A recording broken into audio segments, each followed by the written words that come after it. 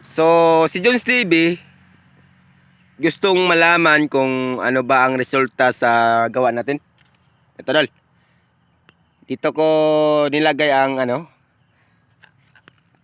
ginawa nating foliar, organic fertilizer. So, dito ko rin sinubukan. Kasi po idol, kung diretso tayo sa maramihan, baka may tendensing masira. Sayang talaga. So, base sa ating mga nakita dol, may iba't ibang paraan sa paggamit ng Madri Cacao. Yung iba kasi dyan, gumagamit pagkatapos durugin, pagkatapos i-shake yung ano nila, ginagamit na agad. Pero yung iba, binabad sa tubig mga 1 linggo o 2 linggo before gamitin. At si John Steven naman mga ka-idol, dahil po nakafocus na din sa garden at may nakita tayo sa ating mga ka-farmers na gumagamit sa Madri Cacao, nagawa din ng paraan, nagawa din ng observation about dito. So ito ay siyempre nagmamadali si John Steven na matuklasan lahat.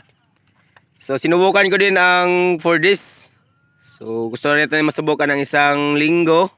Gusto rin natin masubukan ang 2 linggo. Kung ano ang kalabasan, ano ang maging resulta. So ito ang paliwanag ni Jones TV tungkol dito sa ating mga nakita doon ngayon idol. Sa 4 days idol na gawa natin sa Madri Cacao, ang resulta naman, kung ano ang resulta ngayon, kasi gahapon idol, ito ang sinusubukan natin, itong tanim natin dol na walang wala na talaga. So dito natin maobserbahan kung maganda ba siya. Kung halimbawa dol ito ay masira, malalaman natin. So hapon dol, nag-spray tayo, pero sa tingin ko idol, okay naman ang naging resulta. So para sa akin, pwede talaga siyang gawing foliar organic fertilizer. So take note lang hindi ito mabango ha. Pero pag na-spray natin, medyo same lang talaga siya sa sa spray natin na ginagamit na like Megatonic, Hyper o dyan. Same lang talaga siya. Yung amoy unti-unting mawala hanggang sa 1 linggo, kasi yung procedure na pwede mag-spray ulit. So pwede itong i-alternate sa ating mga ginagamit na spray. Paalala lang, ito ay hindi mabango. So para sa akin, pwede siyang i-alternate mga ka-idol sa ating mga ginagamit na spray para sa mga ating mga tanim. Ito ay foliar, pwede ito pang alternate idol.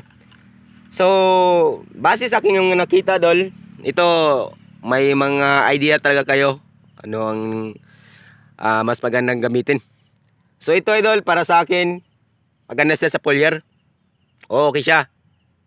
Kasi nakita ko sa tanim ko idol, ito ay walang wala na talaga to. Dito ko sinubukan. Nakita ko idol, may 99.9% okay siya. So base sa aking naobserbahan idol, mas maganda siya i-mix sa ating mga ginagamit na insecticide or fungicide. So itong Madri Cacao, base sa aking nakita dol sa Google o sa ating mga ka-farmers, ang sabi nila may kasama na tong insecticide. Totoo siguro yon, kasi may mga dito na mawala talaga. Pero may din idol na parang ganado siya sa Madri Cacao. Katulad sa anong tawag ba yun sa Tagalog, yung langaw. Mabangot talaga siya para sa kanya na dol. So yun, isa rin sa paraan niyang yung langaw na makakasira sa ating mga tanim. Pero para sa lang yan, yung langaw kasi kadalasan dyan, pag yan ang umaatake, kadalasan yung mga shoot borer, lumabas yon kasi may uod na yun ang mga ano natin, yung mga bunga sa ating mga tinatanim. So yun na nga idol, patuloy tayo.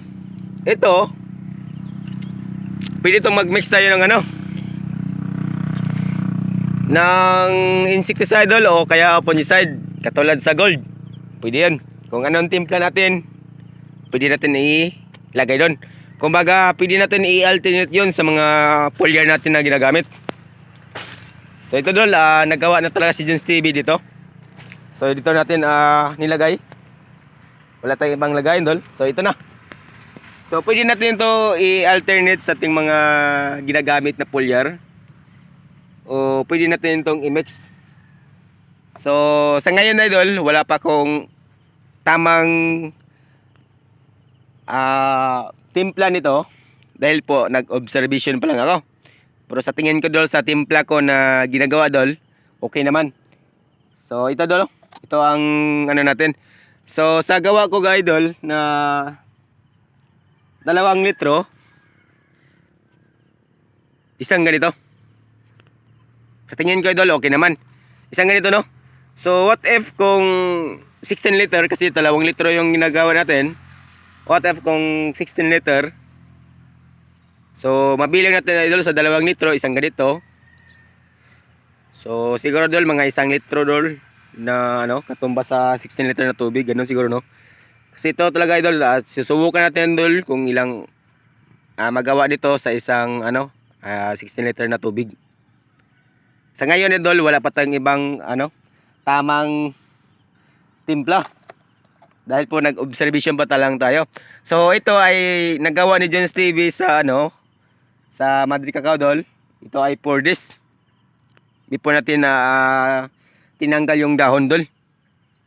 So next naman na gawa natin, may ako doon. May bagong gawa naman ako doon dol.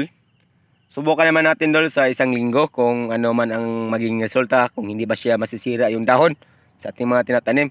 So sa mga nag-update dyan, dito lang muna yung video natin dol. Abang-abangan nyo lang para may matutunan kayo. So maraming salamat kaibigan. Kung nagustuhan nyo ang video natin ngayon, gamit sa Madrid Cacao, paki-like na lang dol o kaya paki-follow. Malaking bagay na yung kay John Stevie yun. So kung pwede rin din, pakihingi na lang. Pwede din i-share ninyo para maraming malaman, maraming ma-aware sa iba na gumagamit ng Madrid Cacao. So salamat po.